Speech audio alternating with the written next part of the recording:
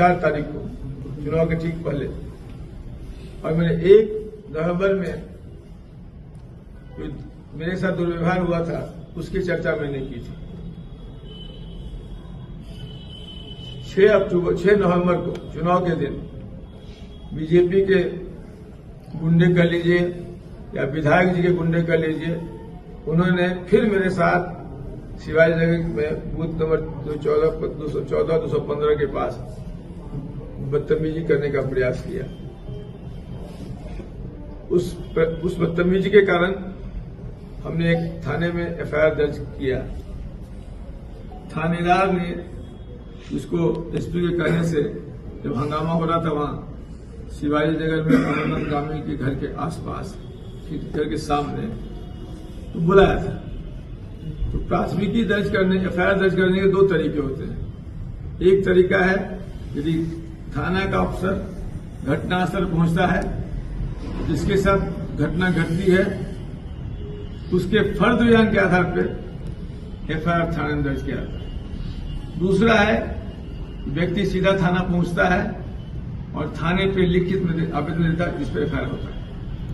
तो मेरे साथ जब दुर्व्यवहार की बात हुई और मैंने एसपी को फोन किया, एसपी ने थानेदार को भेजा, मैं थानेदार को एक अभियुक्त को पकड़ के भी दिया, उसे भगा दिया, उसे पकड़ा नहीं और कहा एफआईआर करना होगा तो आपको थाने पे जाकर करना पड़ेगा।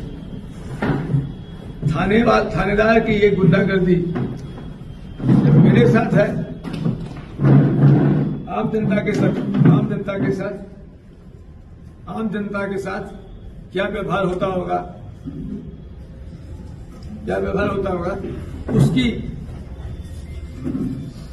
बात को सोच के मुझे खराब लग रहा है। उसके ऊपर भी खराब ये लग रहा है। जब इसकी सूचना मैंने थानेदार के दुर्व्यवहार की, प्राथमिक दर्ज नहीं करने की, डीएम को दिया, एसपी को दिया, ऑब्जर्वर को दिया, चुनाव आयोग को दिया, आज 4 दिन हो चुका है, अभी तक कोई कार्रवाई इन लोगों में से किसी ने नहीं किया है। कल मुझे बहुत तकलीफ हुआ, कल मैंने एसपी को फिर से फोन किया, उसने कहा मैंने जांच दे दिया है यातायात के डीएसपी साहब को। प्रकाश कुमार यातायात के डीएसपी है, जिनको इन्होंने थाना प्रभारी के बिल्कुल खुला जो उन्होंने अपने कर्तव्यहीनता का परिचय दिया। प्राथमिकी नहीं लेना सबसे बड़ा गुनाह है थाना प्रभारी का। उसके लिए अब जांच क्या जरूरत है? नहीं लिया, हमको थाना में 4 घंटा बैठना पड़ा, तब मैंने प्राथमिकी दर्ज कराई। ये तो साबित है, इसमें एसपी को जांच क्या करानी, सीधा थाना प्रभारी का निलंबन होना चाहिए था। ये है वर्तमान सरकार की व्यवस्था, केवल टालना। तो मैं कल प्रकाश कुमार को मैंने फोन किया, भाई आप जांच पदाधिकारी, मेरा बयान तो लोगे ना, अभी तो मेरा बयान नहीं लिया तो जांच क्या कर रहे हो? तो वो कल आए शाम में इसी जगह 4 बजे आए और कल मेरा बयान लिया। मैंने उन्हें कहा क्या बयान में ले रहे हैं, गवाहों को भी बुला दिया था, गवाहों का भी बयान लिया। बोले आप जाके ही जल्दी रिपोर्ट दीजिए ताकि आपके एसपी साहब आपके रिपोर्ट के इंतजार में है, कार्रवाई करेंगे। दुर्भाग्य है कि डीएसपी साहब प्रकाश कुमार जी ने अभी तक अपना जांच रिपोर्ट समर्पित नहीं किया।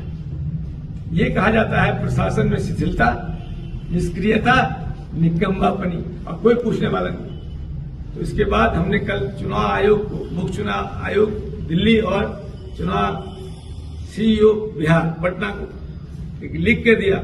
इसमें मैंने आरोप लगाया है कि थानेदार को बचाने में डीएम भी लगे हैं, एसपी भी लगे हुए हैं, ऑब्जर्वर भी लगे हुए हैं, आरओ भी लगे हुए हैं। जब थाना प्रभारी के निष्क्रियता पर इतने लोग उसको बचाने में लगे हुए हैं, क्यों? सभी लोग वर्तमान विधायक संजय सरावगी के चट्टे बट्टे बने हुए हैं, उनके मंत्री हैं, उनके आदेश भी अपना काम कर रहे हैं। सारा चीज आरोप मेरा है कि डीएम हो, एसपी हो, ऑब्जर्वर हो, आरओ हो, आरओ नगर आयुक्त हैं, नगर निगम के नगर आयुक्त हैं, जिनकी पदस्थापना किसने कराई आप सबको विदित है। जो क्या करते, किसके कहने पे चलते, सबको पता है। तो विधायक जी ने न सिर्फ बीजेपी गुंडों की फौज बना रखी है, बल्कि पदाधिकारियों को भी अपने पाले में रखा है, अपना पालतू बना के रखा है। आज का पीसी इसी माध्यम से कि हमने जो चुनाव आयोग को लिखा है, DM, SP, observer, returning officer और नगर थाना, 5 लोगों का अविलंब ट्रांसफर किया जाए।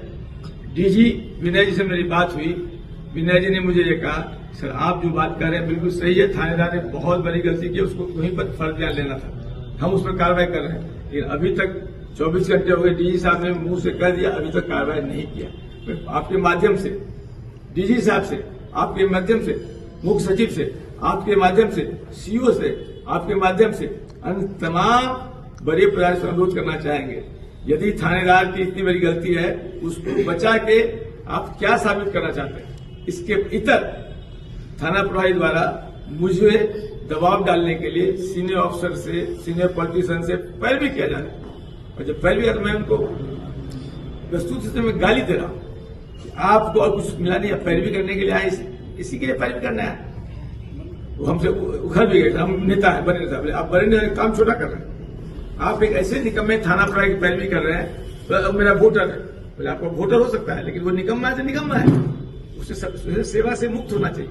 ऐसे इंस्पेक्टर को पुलिस विभाग में रहने का कोई हक नहीं, ये माध्यम दे रहे हैं। दूसरी बात, कल सुबह 8 बजे से दरभंगा टावर में गांधी मूर्ति के सामने 12 घंटे का अनशन मेरे द्वारा किया जाएगा। मैं अकेला अनशन में बैठूंगा, यदि मेरे साथी को साथ देना चाहेंगे आए। आपके माध्यम से दरभंगा के तमाम लोगों से अनुरोध करना चाहेंगे, यदि आप इस थाना प्रभारी के कारगुजारियों से, पुलिस व्यवस्था से परेशान हैं, तो आप 5 मिनट भी आके मेरे साथ गांधी मूर्ति के सामने बैठिए, ताकि पता चले, पूरे देश को पता चले, पूरी सरकार को पता चले, आरके मिश्रा ही प्रताड़ित नहीं है। इस दरभंगा के बहुत से निवासी इस थाना प्रभारी के कर्तव्यों से, पुलिस के हिटलरशाही से प्रताड़ित हैं, और इसीलिए साहिल ये दूसरी सूचना देनी थी।